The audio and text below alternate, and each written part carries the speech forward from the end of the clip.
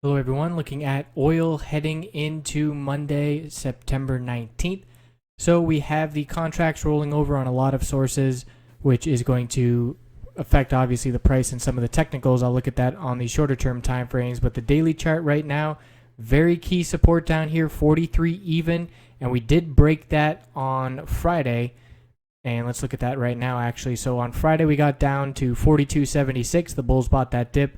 I'm looking at the 4-hour chart right now, and you can see those candlesticks did close above that level. Let's check in on the hourly real quick and see if those levels held as well. Looking at 43, we did get a close below 43, so that support was lost, but you can see with the higher open we're having now with that contract change, we're seeing the price get over this downtrend resistance line. We're seeing a bullish MACD cross and the RSI come off of oversold.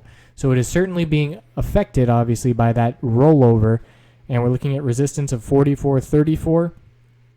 If the bulls can break that level, we will look to start to set some higher lows and higher highs.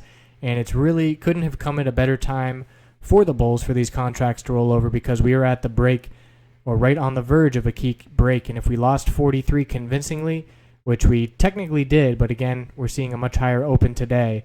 But that was a lower high and then a lower low, which is a lot different than the tightening pattern that was forming.